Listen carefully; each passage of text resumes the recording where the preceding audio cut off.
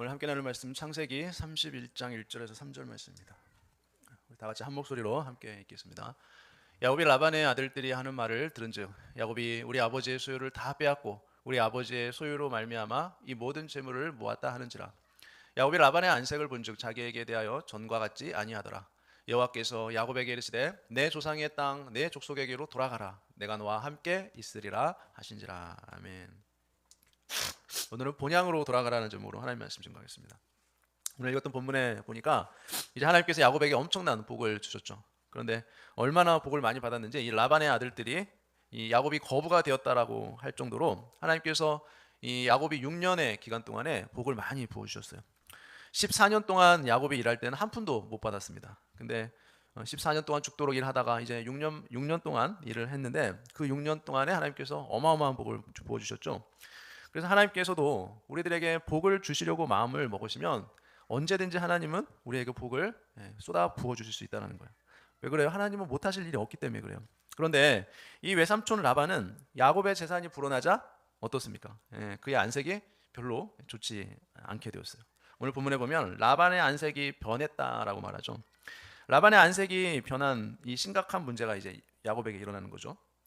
그때 하나님이 야곱에게 나타나셔서 뭐라고 말씀하세요? 내 조상의 땅, 내 족속에게로 돌아가라라고 이제 명령을 하십니다.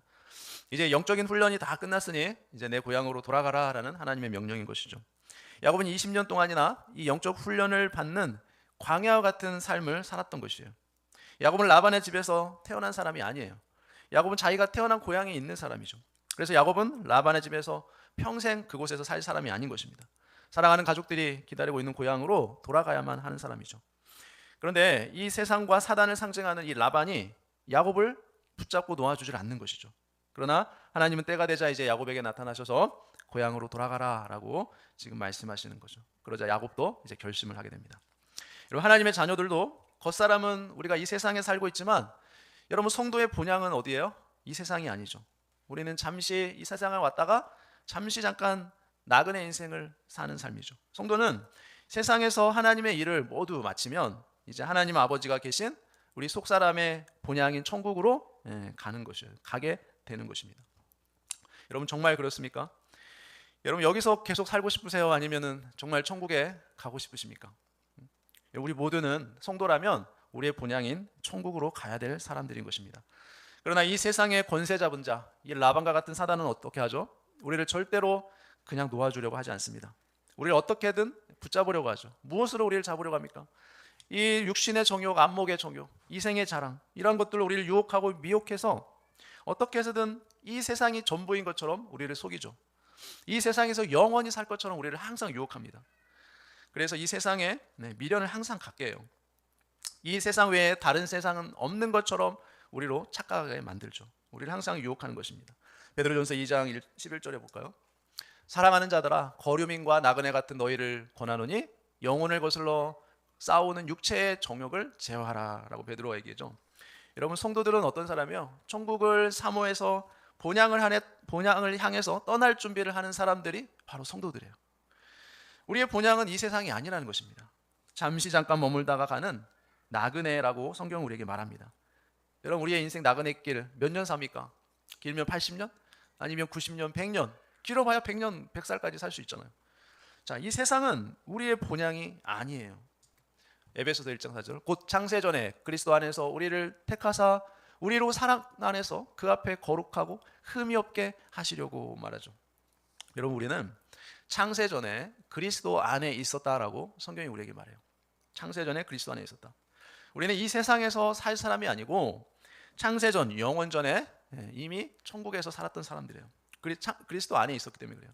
여러분, 우리 겉사람은 이 땅에서 태어났지만 어때요? 속사람은 영원전, 저 세상에서 주님과 함께 있었던 그곳이 바로 우리의 본향인 것입니다. 여러분, 저와 여러분의 영혼, 속사람은 영원전에 그리스도 안에 있었어요. 그리고 육체를 가지고 이 땅에 내려와서 이제 나그네 인생을 살다가 다시 우리 영혼의 고향인 본향으로 가는 것입니다. 나그네 인생을 살아가는데 이 땅이 너무 정이 너무 많이 들어버려서 본향으로 우리가 안 가려고 하기 때문에 어때요? 우리는 하나님께서 우리에게 수많은 어려움, 고난, 시련, 역경 등을 우리에게 허락하시죠. 그래서 자꾸만 이 세상의 정을 두려고 하는 우리의 마음에 정을 떼게 하는 거예요. 이 세상이 영원히 너가 살 곳이 아니야. 너에게는 본향이 있어. 본향으로 가야 돼. 하나님께서 그렇게 우리 삶 가운데 우리를 훈련시키죠. 빌립보서 3장 20절에 그러나 우리의 시민권은 하늘에 있는지라 거기로부터 구원하는 자 곧 주 예수 그리스도를 기다리노니라고 말해요. 우리의 시민권은 어디에 있습니까? 네, 하늘에 있어요. 이 땅에 시민권이 있지 않아요. 이 땅에서 계속 사는 것이 아니라는 얘기예요. 이 땅에서 삶이 끝나면 우리는 어디로 갑니까? 천국으로 가서 거기서 살게 된다는 거예요. 하나님의 자녀들은, 성도들은 이 땅이 우리가 살 곳이 아니라고 말합니다. 요한복음 14장 13절에 너희는 마음에 근심하지 말라. 하나님을 믿으니 또 나를 믿으라. 내 아버지 집에 거할 곳이 많도다. 그렇지 않으면 너희에게 일렀으리라.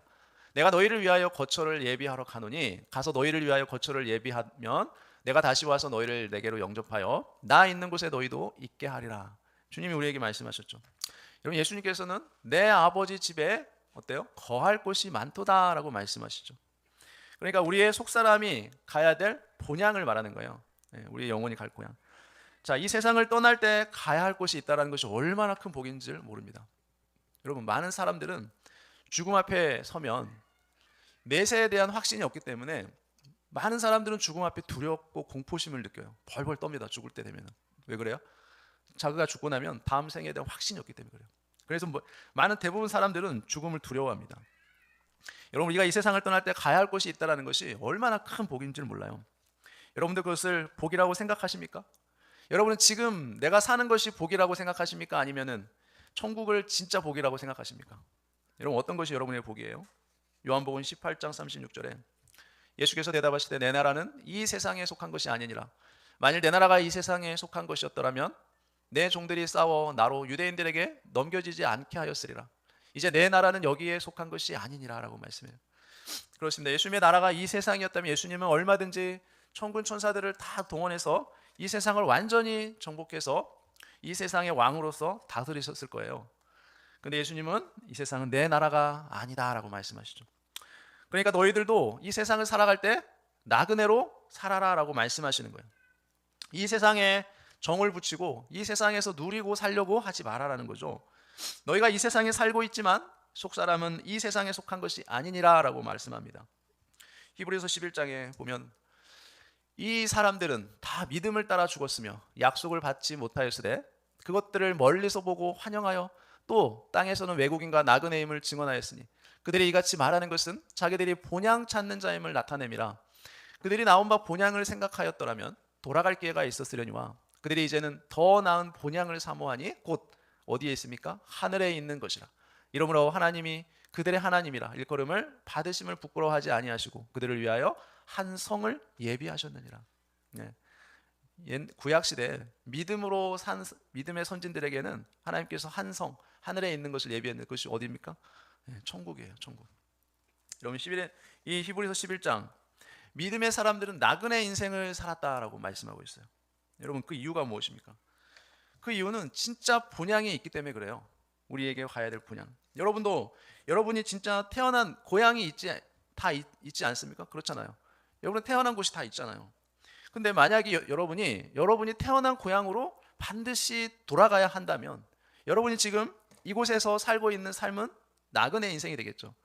만약에 고향으로 돌아가야 되는데 내가 여기서 땅 사고 집 짓고 막 더 많은 것을 막 여기에다 하려고 한다면 어때요?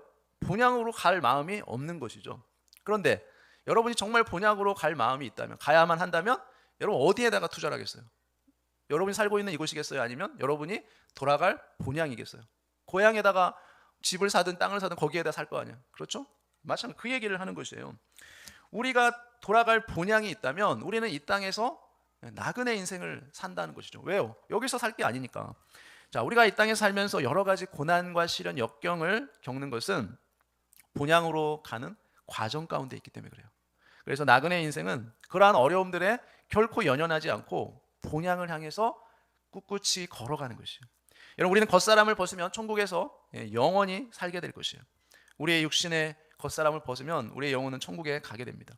우리의 믿음의 선배들은 그 본향을 사모했기 때문에 이 세상에 결코 집착하지 않았던 것이에요. 여러분, 천국에 갈 확신이 있으십니까? 여러분은 영적인 본향이 있으십니까? 속사람이 갈 본향이 정말 있으십니까? 여러분, 우리가 잘 아는 찬양이 있어요. 여러분 많이 들어보셨을 것 같은데 이 찬양 혹시 아십니까? 죄 많은 이 세상은 내 집안이네. 내 모든 보화는 저 하늘에 있네. 저 천국문을 열고 나를 부르네. 나는 이 세상에 정들 수 없도다. 오 주님 같은 친구 없도다. 저 천국 없으면 난 어떻게 하나. 저 천국문을 열고 나를 부르네. 나는 이 세상에 정들 수 없도다. 여러분 많이 예전에 많이 불렀던 그런 찬양들이죠. 어르신들 많이 알 것 같아요. 여러분 이 세상은 내 집이 아니기 때문에 나는 이 세상에 정들 수 없다라는 거예요. 내가 돌아갈 본향이 있다라는 거예요. 여러분 오늘 보면 31장 1절에 보니까 야곱이 라반의 아들들이 하는 말을 들은즉 야곱이 우리 아버지의 소유를 다 빼앗고 우리 아버지의 소유로 말미암아 이 모든 재물을 모았다 하는지라라고 말하죠. 여기서 야곱의 아들들이 이 라반의 아들들이 야곱이 자기 아버지의 소유를 다 빼앗아 가지고 자기 아버지의 소유로 이 야곱이 거부가 되었다, 재물을 많이 모았다라고 지금 말하고 있어요. 이것이 그냥 말하는 게 아니라 야곱이 옆에 있는데 야곱의 귀에 들리도록 지금 말하고 있는 것이에요. 그러니까 야곱이 복을 받으니까 아버지 라반도 싫어했지만 아들들도 그게 너무 싫은 거예요. 자, 외부 사람이 자기 땅에 와서 부자가 되고 부를 누리는 것이 너무 마음이 안 좋은 거죠. 보기 싫은 거죠. 못마땅한 거죠. 자, 이 아들들도 마찬가지 아버지의 영향을 받아서 되게 부정적이에요. 그리고 그 마음이 너무 악한 걸 볼 수 있어요. 여기서 빼앗고라는 단어가 나오는데 히브리어로 라카흐예요. 취하다, 손해놨다는 뜻인데 이 라반의 아들들은 그러니까 야곱이 자기 아버지의 모든 소유를 강제로 소유를 빼앗아서 취했다라고 지금 그렇게 생각하는 거예요. 그래서 재산이 많아졌다라고 생각하는 거죠. 100% 빼앗았다고 생각하고 있어요. 라반의 아들들이. 여러분 야곱의 것은 하나도 없고 다 이 아버지 라반의 것이었다라고 지금 말하고 있는 것이에요. 그러니까 라반의 아들들도 욕심이 엄청나게 많았던 것을 우리가 알 수 있죠. 여러분 부모는 자녀의 거울이 됩니다. 그렇죠? 자녀들은 부모를 보고 다 배우게 되어 있어요. 자기 아버지의 욕심과 그 간사함을 아들들도 똑같이 배워서 온갖 거짓으로 이 야곱을 비방합니다. 이게 악인들의 특징이에요. 여러분 성도는 자녀들에게 무엇을 가르쳐야 될까요? 우리는 자녀들에게 뭘 가르쳐야 돼요? 자녀들에게 뭐 거짓말하는 거, 거짓된 교리, 거짓된 사상들을 가르쳐서 자녀들이 지옥 가게 만들면 되겠습니까? 안 되겠죠. 우리는 자녀들에게 복음을 가르쳐서 그들이 구원받고 정직하고 올바르게 이 세상을 살아가게 해야 되지 않겠습니까? 거짓말하고 사기치고 도둑질하고 이런 악한 행위를 하는 것을 자녀들에게 절대로 보여줘서는 안 된다는 거죠. 하나님을 잘 섬기고 하나님 말씀 안에서 잘 살도록 우리 자녀들을 가르쳐야 돼요. 또 여기 본문에 보면 모았다라는 단어가 나와요. 히브리어로 아사인데요. 일하다, 행하다, 만들다, 형성하다, 이루다라는 뜻이 있어요. 이 라반의 아들들은 이 야곱이 자기 아버지의 소유를 강제로 다 취해서 재물을 모았다라고 말하는 거예요. 그러니까 강제로 빼앗았다는 거예요. 라반의 아버지의 재물을. 이 라반의 아들들은 자기 아버지와 똑같이 이 야곱도 욕심이 많고 간사한 사람으로 보고 있는 것이에요. 왜냐하면 이 아버지를 통해서 라반의 아들들도 영향을 받았기 때문에 이 아버지 주변에서 같이 일하는 모든 사람도 사기꾼이나 간사한 사람처럼 보이는 거예요. 이 아들들의 눈에도. 그러니까 자기 아버지 밑에서 온갖 악행을 다 지켜보았기 때문에 아버지와 같이 일한 야곱도 아마 이런 악한 짓을 했을 것이다 라고 오해를 하고 있는 것이죠. 여기서 이 문법이 능동태 완료예요. 그래서 야곱은 합법적으로 일을 해서 재산을 늘렸음에도 불구하고 라반의 아들들은 자기 아버지의 재산을 완벽하게 빼돌렸다라고 지금 생각하고 있는 것입니다. 무슨 말이냐면 하나님께서 영적으로 구원을 받고 하나님께 영적으로 우리가 구원을 받고 삶의 복을 받게 되면 주변에 반드시 시기 질투하는 사람들이 나타나게 되어 있다는 거예요. 세상에서도 마찬가지로 성도가 복을 받으면 이 라반의 아들들과 같은 자들이 나타나서 시기 질투하게 되는데 완벽하게 거짓말을 해서 사람을 넘어뜨린다는 거예요. 이 31장 2절에 보면 야곱이 라반의 안색을 본즉 자기에게 대하여 전과 같지 아니하더라라고 말해요. 그러니까 이 라반이 야곱에게 일을 시켜서 실컷 부려먹고 자기 재산을 늘려줄 때는 이 라반이 잘 대해주다가 어때요? 이제 야곱이 재산이 많아지니까 안색이 변한 거죠. 라반은 야곱과 유리한 계약을 했을 때는 속으로 아마 이게 웬 떡이냐라고 엄청 즐거워했을 것이에요. 그런데 야곱이 복을 받아 재산이 늘어나니까 얼굴이 별로 좋지 않았어요. 그런데 자신이 아들들까지 옆에서 막 부추기니까 안색이 더 안 좋은 거죠. 라반이 정정당당하게 계약을 해서 그 결과로 복을 받았는데 그것이 그렇게 못마땅한 거예요. 라반의 입장에서. 여기서 본즉이라는 단어가 히브리어로 라예요. 라. 보다, 바라보다, 조사하다라는 뜻이 있어요. 야곱이 복을 받은 라반의 얼굴을 보니까 이 야곱을 보는 시선이 너무 안 좋아요. 갑자기 얼굴색이 확 변한 거죠. 라반이 표정 관리가 전혀 되지가 않습니다. 여러분은 어떻습니까? 여러분 우리 주변에 여러분 누가 잘 되고 성공하면 여러분의 안색이 변합니까? 안 변합니까?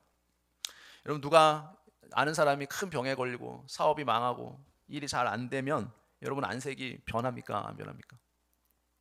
우리는 대부분 나보다 힘들고 어려운 처지에 있는 사람들을 위로하고 격려하는 것은 대부분 잘 할 수 있어요. 그런데 나보다 어떤 사람이 성공하고 잘 되고 또 우월하고 그런 사람들을 축복하는 것은 더 어려워요. 왜 그렇습니까? 그것이 우리가 가진 열등감 때문에 그래요. 여러분, 그래서 진짜 믿음은 뭐냐면 나보다 잘 되고 우월하고 성공한 사람을 축복할 줄 아는 것이 진짜 믿음이에요. 근데 우리는 그걸 잘 못해요. 야곱이 품삯을 달라고 한 이후에 야곱이 기르는 가축 중에 얼룩지고 점 있는 아주 튼튼한 양과 염소들의 수가 점점 늘어나니까 이 라반이 야곱을 보는 눈빛이 달라진 것이에요. 라반은 욕심이 많은데 이 야곱의 재산이 늘어나니까 안색이 결코 좋을 리가 없는 것이죠. 하나님은 라반의 이런 태도를 통해 이제 야곱으로 하여금 이 라반으로부터 떠나게 하시려는 하나님의 사인을 주시는 것입니다. 하나님께서는 야곱이 주변 사람들을 정리하고 이제 본향으로 돌아가게 하시려고 지금 일하고 계신 거예요. 하나님의 시간이 되면 상황과 환경이 떠날 수밖에 없도록 만들어지는 것입니다.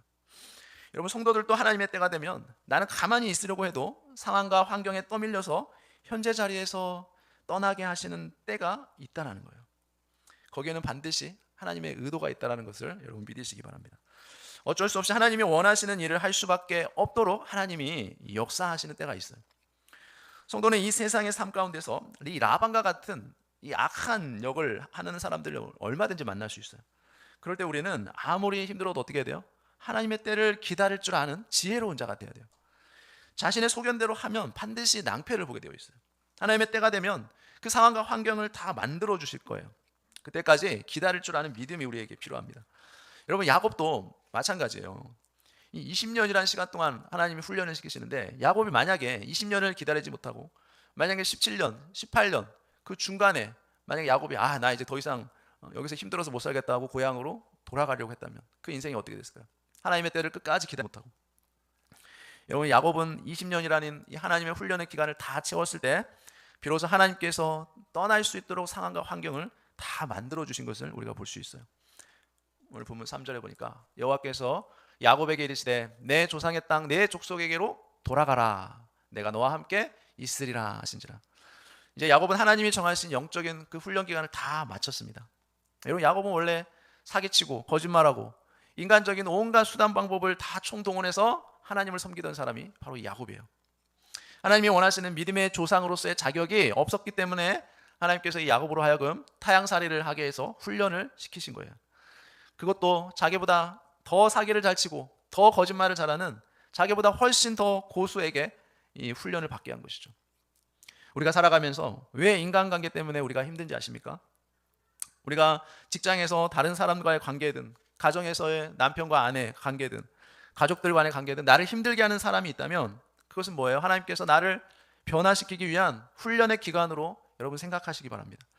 여러분 우리 대부분은 나 자신은 바뀔 생각을 하지 않아요. 상대방이 바뀌어지면 모든 문제가 해결될 걸 생각해요. 그래서 자꾸만 자기를 돌아보기보다 상대방을 비난하고 정죄하고 상대방이 바뀌기를 원합니다. 그래서 모든 우리의 관계의 문제, 갈등이 해결되지 않는 이유는 거기에 있는 거예요. 내가 상대방의 허물과 실수를 용납하고 덮어주고 받아들이면 대부분의 갈등의 문제는 해결돼요. 그러나 우리는 그걸 잘 못해요. 나를 보기보다는 상대방의 허점, 실수, 잘못을 보기가 더 쉽죠. 여러분 사랑은 허다한 허물을 덮어주는 것이 사랑이에요. 사랑은 상대방을 고치는 것이 아니라 상대방의 연약한 모습 그대로를 받아주는 거예요. 그것이 사랑이에요. 여러분 주님께서 우리를 어떻게 사랑하셨습니까? 주님께서도 우리를 죄를 짓지 않은 의인이어서 우리를 구원해 주신 것이 아니에요. 우리는 여전히 허물과 죄로 죽었고 여전히 매 순간마다 죄를 짓는 죄인이었던 우리를 하나님은 사랑하셔서 예수님의 그 십자가의 대속적인 죽음을 통해 우리를 대신 십자가에 죽게 하심으로 우리를 구원해 주셨어요. 그래서 사랑은 있는 모습 그대로 받아주는 거예요. 그것이 사랑이에요. 물론 우리가 살다 보면 나에게 정말 억울하게 악한 행동을 하는 사람들이 있어요. 여러분 그 사람들을 내가 해결하려고 하면 더 문제만 복잡해져요. 하나님의 공의의 심판에 그 사람을 맡기고 하나님의 때에 하나님이 심판하시도록 맡기면 하나님이 해결해 주신다는 거죠. 3절에 보니까 돌아가라라는 단어가 나오죠. 히브리어로 슈브라는 단어입니다. 되돌아가다, 회복하다라는 뜻이 있어요. 하나님이 야곱에게 나타나셔서 이제 내 족속에게로 돌아가라라고 말씀하십니다. 근데 문법이 능동태로 되어 있어요. 하나님이 야곱에게 직접 나타나셔서 20년 전에 베델에서 약속하신 것을 이루시기 위해 이제 조상의 땅 족속에게로 돌아가라라고 명령하십니다. 내가 20년 전에 베델에서 너를 만나서 너 야곱에게 내가 너와 함께 있어서 너가 어디로 가든지 내가 너를 지킬 것이다. 내가 너 다시 이 땅으로 돌아오게 할 것이다라고 하나님께서 약속하신 그 약속을 내가 이루려고 너에게 찾아왔다라고 하나님이 말씀하시는 거예요. 하나님은 언약의 하나님이시기 때문에 하나님이 언약하신 것은, 약속하신 것은 반드시 이루어 주시는 분이죠. 하나님께서 야곱에게 나타나셔서 영적 훈련이 다 끝났다. 그러니 이제는 라반을 떠나서 내 조상의 땅 족속에게로 돌아가라라고 명령하신 거예요. 여러분, 성도도 마찬가지예요. 하나님이 원하시는 훈련이 다 끝나면 나와 상관없이 환경과 상황을 자연스럽게 하나님께서 다른 곳으로 인도해 주세요. 때가 되면 이 세상에 사는 우리의 삶도 하나님이 정하신 때가 되면 우리를 천국으로 옮겨주시는 거예요. 여기서 이슬이라는 단어도 히브리어로 하야라는 단어예요. 하야, 일어나다, 뭐뭇이 되다, 뭐뭇이 일어나다는 뜻이 있어요. 하나님이 야곱에게 나타나셔서 이제 고향으로 돌아가라고 하시면서 내가 너와 함께 있겠다, 함께 있어 줄게 라고 약속을 해주세요. 이것도 문법이 능동태인데요. 그러니까 하나님이 베델에서 이 야곱에게 약속했듯이 야곱이 라반을 떠나서 고향으로 갈 때 내가 그때도 너와 함께 할 거야 라고 약속하신 거예요. 야곱이 라반의 집으로 올 때도 이 처음 가는 미지의 길을 갈 때 야곱이 얼마나 두렵고 염려, 걱정, 그런 걱정에 휩싸였을 것인데 그때 하나님이 내가 너와 함께 할 거야. 그때도 내가 20년 전에도 내가 너와 함께 했었지. 그리고 지금도 내가 함께 했지. 앞으로도 함께 할 거야. 그러니까 두려워하지 마라고 야곱에게 말씀해 주세요. 여러분, 이 문장의 문법이 미완료로 되어 있습니다. 그 말은 이 야곱이 라반을 떠나서 가나안 땅으로 갈 때, 본향으로 갈 때 문법이 미완료이니까 어떻다는 거예요? 하나님이 야곱을 떠나지 않고 계속해서 야곱을 보호하고 지켜주시겠다는 뜻이에요. 너가 죄를 짓든지 안 짓든지, 너가 기쁠 때나 슬플 때나 어떤 환경, 어떤 상황에 있든지, 어떤 상태에 있든지 간에 내가 너와 함께 있을 거야. 20년 동안 내가 너와 함께 있었던 것처럼 내가 너와 함께 하겠다라는 하나님의 약속인 것이에요. 야곱이 20년 동안 라반의 집에서 그렇게 억눌려 살았기 때문에 여러분, 야곱이 그것을 떠난다는 것은 너무나 두려운 일이었어요. 그리고 또 가나안 땅에 가면 누가 있습니까? 형 에서가 있죠. 자기를 죽이려고 하는 형 에서가 기다리고 있다는 걸 생각하면 얼마나 야곱이 두려웠을까요? 그러니까 하나님께서는 야곱이 그 앞날에 대한 두려움이 있었기 때문에 그것을 아신 것이에요. 그래서 하나님 야곱에게 내가 너와 함께해서 너를 지키고 너를 보호할 거야. 그리고 약속을 해주시죠. 그럼으로써 이 야곱의 마음속에 있는 두려움과 공포를 사라지게 만들어 주신 것이에요. 20년 전에 한 그 약속을 하나님께서 이루어 주셨듯이 이제 앞으로도 이 약속이 이루어질 것이니까 내가 너와 함께 해줄게. 두려워하지 말고 안심하라는 거예요. 이런 하나님의 말씀을 들을 때 야곱의 마음이 얼마나 위로가 되고 든든하고 힘이 되었을까요? 여러분, 성도의 삶도 마찬가지입니다. 현재 있는 곳에서 다른 곳으로 떠나서 새로운 삶을, 새로운 일을 시작할 때는 우리에게는 항상 미래에 대한 막연한 두려움이 있어요. 그럴 때 하나님은 성도들에게 이렇게 약속하시죠. 과거에도 내가 너와 함께 했었지, 지금도 내가 너와 함께 하고 있지, 앞으로도 내가 너와 함께 할 거야. 그러니까 두려워하지 마 라고 말씀해 주시죠. 이사야 41장 10절에 두려워 말라, 내가 너와 함께 함이라. 놀라지 말라, 나는 내 하나님이 됨이라. 내가 너를 굳세게 하리라. 참으로 너를 도와주리라. 참으로 나의 의로운 오른손으로 너를 붙들리라. 주님이 우리에게 약속의 말씀을 주시죠. 우리는 새로운 환경에 놓일 때, 뭔가 새로운 일을 하려고 할 때 우리 마음에 두려움이 항상 찾아오게 돼요. 그때 여러분, 우리는 주님의 말씀을 기억하시기 바랍니다. 세상 끝날까지 내가 너와 함께 있을 거야. 결코 너를 떠나지 않고 너를 버리지 않을 거야. 너가 어떤 환경에 있든지 어떤 상태에 있든지 나는 너와 함께 할 거야 라고 우리에게 말씀해 주십니다. 여러분, 부모가 자녀와 함께 해주듯 주님은 우리와 함께 해주신다고 오늘도 말씀하십니다. 여러분, 평안한 마음을 가지고 함께 하시는 그 주님을 의지함으로 어떤 환경, 어떤 상황에 있든지 어떤 문제가 있든지 우리 마음의 평안을 유지하시고 그 평안한 가운데 우리의 모든 근심, 염려, 걱정, 두려움을 물리치시며 승리하시는 저와 여러분 되시기를 예수님의 이름으로 축원합니다. 기도하겠습니다. 하나님 아버지, 주님의 은혜를 감사합니다. 우리의 생사화복을 주관하시는 하나님 아버지, 그리스도 예수 안에서 택하심을 따라 복음으로 불러 구원받은 백성은 이 땅에서의 삶이 끝나면 영원한 본향집인 그 천국으로 인도해 주신다는 확신을 가지고 잠시 머물다가는 우리의 나그네 인생길, 본향집을 그리워하며 믿음의 길을 걸어갈 수 있도록 도와주옵소서. 주님께서 저 천국으로 부르시는 그날까지 이 땅의 모든 삶도 함께 하셔서 가장 아름다운 길로 우리를 인도하신다는 그 하나님의 절대 주권을 인정하고 하나님의 때를 기다릴 줄 아는 지혜로운 우리 모든 성도들 다 되게 해 주옵소서. 이 모든 거 예수님의 이름으로 기도합니다. 아멘.